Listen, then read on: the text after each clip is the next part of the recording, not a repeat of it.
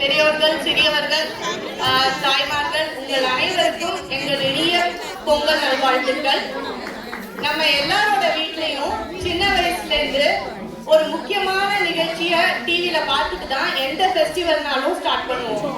அது நம்ம சாலமன் பாப்பையா அவர்களோட பட்டிமன்றம். அந்த பட்டிமன்றம் பார்த்தாதான் அந்த ஃபெஸ்டிவல் வந்ததுன்ற அளவுக்கு எல்லாரோட வீட்லயும் அது ஒரு பார்ட்டா இருக்கும்.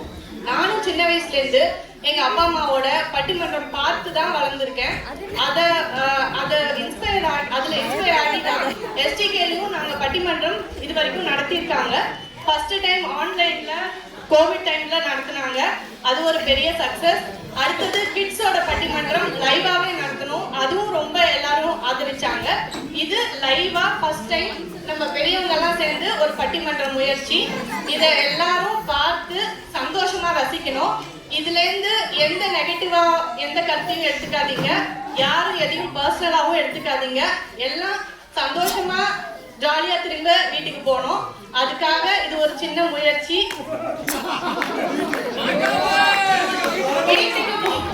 வீட்டுக்கு போகணும்.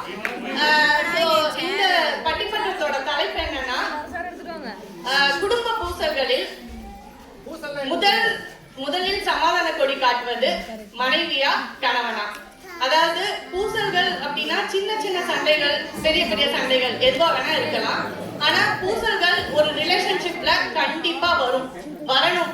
வந்தாதான் அது க்ளோஸ் ரிலேஷன்ஷிப். இல்லைன்னா நீ உன் வேலையை பாரு, நான் என் வேலையை பார்க்கறேன் அப்படின்னு எல்லாம் தனித்தனியா இருக்கிறதுக்கு பேரு ஹஸ்பண்ட் அண்ட் ஒய்ஃப் ரிலேஷன்ஷிப்பே கிடையாது. சோ அந்த சின்ன சின்ன பூசல்கள் வரும்போது அது எவ்வளவு சீக்கிரம் சமாதானம் ஆகுதுன்றது ரொம்ப முக்கியம். அதுதான் ஒரு நல்ல இல்வாழ்க்கையோட அர்த்தமே.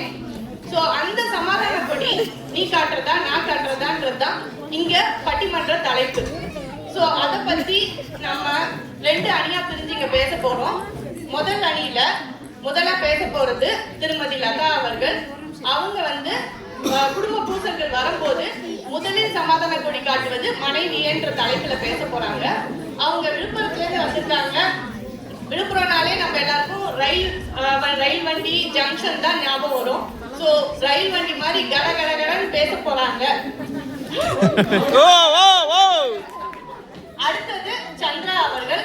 சந்திரா சிங்கார சென்னை, எல்லாரையும் வந்தவர்கள் எல்லாரையும் வாழ வைக்கிற சிங்கார சென்னையில இருந்து வந்திருக்காங்க. நம்ம உறவுக்காரங்க எல்லாரு கூடயும் நல்லபடியா ஒத்துமையா வாழணும்ன்றத வலியுறுத்தி, குடும்பத்துல எப்படி ஒத்துமையா போகணும்ன்றதெல்லாம் வலியுறுத்தி அவங்களோட கருத்தை முன்வைக்க போறாங்க. அடுத்தது கலைக்குட்டி அனுபவராஜன். அவங்களுக்கு இன்னும் கல்யாணம் ஆகல, ஆனா அவங்க பெரியவங்களை பார்த்திருப்பாங்க, அவங்க ஃப்ரெண்ட்ஸை பார்த்திருப்பாங்க. இந்த மாதிரி எல்லாரையும் பார்த்ததை வச்சு இங்க அருமையா பேச போறாங்க. அடுத்து ஆண்கள் சைட்ல முதல்ல பேச வரப்போறது பிரசன்னா.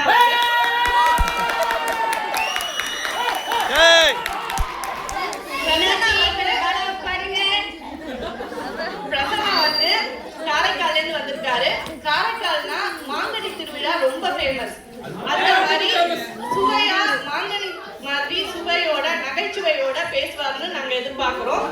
அடுத்தது கோபி கிருஷ்ணன் அவர்கள். அவங்க திருவண்ணாமலையில இருந்து வந்திருக்காரு. திருவண்ணாமலைனா எல்லாருக்கும் ரமண மகரிஷி பத்தி தெரிஞ்சிருக்கும். அவ்வளவு ஒரு அமைதியான ஆசிரமம் மாதிரி அமைதியானவர் கோபி கிருஷ்ணன். அவருக்கு கொஞ்சம் பேசுறதுக்கே கஷ்டமா இருக்கும், ரொம்ப அமைதின்னு அவரே சொன்னாரு. அது மாதிரி இன்னைக்கு எப்படி பேச போறாருன்னு நம்ம பார்ப்போம். அடுத்தது கடைசியா ஆள் வச்சு கூட்டு வந்ததுலயே தெரியும். அது திரு தேவேல் அவர்கள். அவர் விருதுநகர்ல இருந்து வந்திருக்காரு. விருதுநகர்ல என்ன ஃபேமஸ்னு போட்டு பார்த்தா பொரிச்ச பரோட்டான்னு வந்தது. எதிரணியில இருக்கவங்கள பொரிச்சு வறுத்து எடுக்க போறாருன்னு நான் நினைக்கிறேன். கண்டிப்பா இந்த பட்டிமன்றம் சுவையானதா இருக்கும். நீங்க எல்லாருக்கும் சமமா ஆதரவு கொடுக்கணும். ஒரு சைடா ஆதரவு கொடுக்க கூடாது. 2 சைட்லயும் நல்ல கைத்தட்டி ஆரவாரம் பண்ணுங்க. கை தட்டுனா உங்களோட கேலரிஸ் குறையும். கண்டிப்பா நல்லா என்கரேஜ் பண்ணுங்க. இங்க சில பேர் முதல் முறையா பேசுறாங்க. சோ எல்லாருக்கும் நல்லபடியா என்கரேஜ்மெண்ட் கொடுங்க. இப்போ முதல்ல வந்து சண்டையில சமாதானம் பண்றது, சமாதான கொடி ஏற்றுறது மனைவிதான் அப்படின்னு பேச போறது லதா அவர்கள்.